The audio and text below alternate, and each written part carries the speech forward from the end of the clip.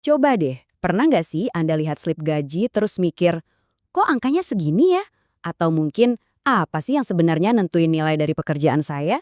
Nah, selamat datang. Hari ini kita bakal bongkar habis-habisan apa yang ada di balik angka-angka di slip gaji kita semua.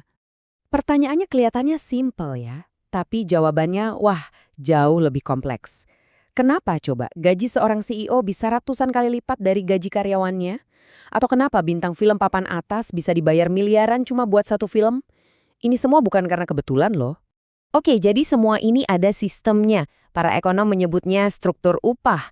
Dan petunjuk utamanya adalah sistem ini distribusinya miring banget. Jauh lebih berat sebelah dari yang mungkin kita bayangkan. Ini dia peta perjalanan kita. Pertama, kita bakal lihat dulu bentuk distribusinya kayak apa. Terus kita pelajari cara ngukurnya, lalu kita lihat gimana ketimpangan ini berubah dari waktu ke waktu. Setelah itu, kita selidiki penyebab utamanya, dan terakhir kita bahas beberapa faktor unik lain yang ikut berpengaruh. Siap? Yuk kita mulai. Oke, kita masuk ke bagian pertama. Skala gaji yang miring. Mari kita coba pahami dulu bentuk dasar dari distribusi pendapatan di sekitar kita. Kalau kita lihat datanya dalam bentuk grafik, hasilnya bakal kayak gini. Istilah kerennya kemiringan positif. Artinya, sebagian besar dari kita tuh ngumpul di sisi kiri dengan pendapatan yang, ya, nggak beda-beda jauh. Tapi, lihat deh ekor yang panjang ke kanan itu. Nah, itu adalah sekelompok kecil orang yang pendapatannya melesat jauh banget, yang akhirnya narik angka rata-rata pendapatan jadi lebih tinggi. Nah, sekarang pertanyaannya, gimana para ekonom bisa mengukur kemiringan ini secara pasti? Tenang, mereka punya perangkat khususnya. Yuk, kita lihat. Alat pertama namanya kurva Lorenz. Gampangnya gini deh, anggap aja ini cara kita menggambar seberapa adil kue ekonomi sebuah negara dibagikan ke seluruh penduduknya. Cara kerjanya sebenarnya cukup sederhana. Bayangin kita jejerin semua orang di satu negara, dari yang paling miskin sampai yang paling kaya. Terus kita bagi jadi beberapa kelompok. Nah, kurva ini nunjukin misalnya berapa persen sih total pendapatan negara yang diterima oleh 20% penduduk termiskin, terus 40% penduduk terbawah, dan begitu seterusnya. Nah, disinilah letak kekuatannya. Garis lurus yang diagonal itu adalah dunia ideal, dunia fantasi di mana semua serba setara, di mana 20% orang dapat 20% pendapatan. Tapi, kurva yang melengkung di bawahnya, nah itulah realitanya. Jarak antara dua garis itulah ukuran ketimpangannya. Makin buncit kurvanya, makin timpang distribusinya. Kalau kurva Lorenz tadi adalah gambarnya, koefisien gini ini adalah skor akhirnya. Jadi area ketimpangan tadi disederhanakan jadi satu angka saja, dari 0 sampai 1. Kalau angkanya 0, artinya kesetaraan sempurna. Kalau 1, artinya cuma satu orang yang punya semuanya. Jadi makin tinggi angkanya, ya makin timpang masyarakatnya.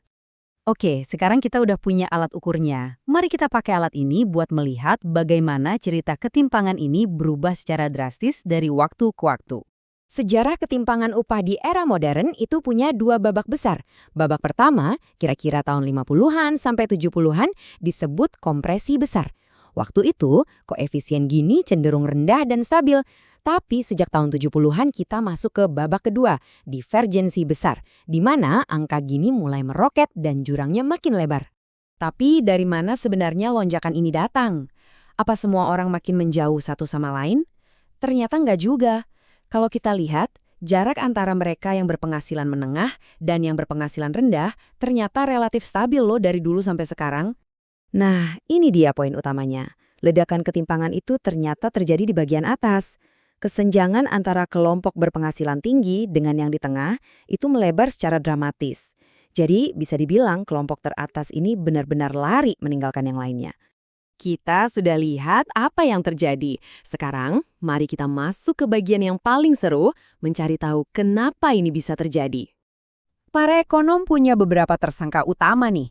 Pertama, permintaan akan pekerja terampil yang meroket, yang dipicu oleh kemajuan teknologi. Lalu ada juga dampak dari perdagangan global, dan juga perubahan institusional, contohnya seperti melemahnya peran serikat pekerja. Ini adalah inti dari cerita penentuan upah di zaman kita. Gini ceritanya. Selama puluhan tahun terakhir, jumlah lulusan sarjana dan pekerja terampil itu meningkat pesat. Logikanya kalau pasokan sesuatu bertambah banyak, harganya dalam hal ini upah seharusnya turun kan? Tapi yang terjadi malah sebaliknya. Kenapa? Karena di saat yang sama, permintaan akan keahlian mereka tumbuh jauh lebih cepat lagi, didorong oleh teknologi dan globalisasi. Ini kayak balapan dan permintaan menang telak. Tapi tunggu dulu, cerita soal permintaan dan penawaran keterampilan itu penting banget. Tapi itu bukan satu-satunya potongan puzzle, masih ada faktor lain. Pernah dengar istilah fenomena superstar?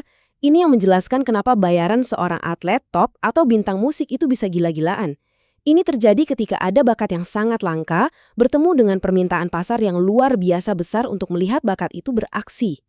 Intinya gini, mungkin ada banyak penyanyi bagus, tapi hanya ada satu Taylor Swift.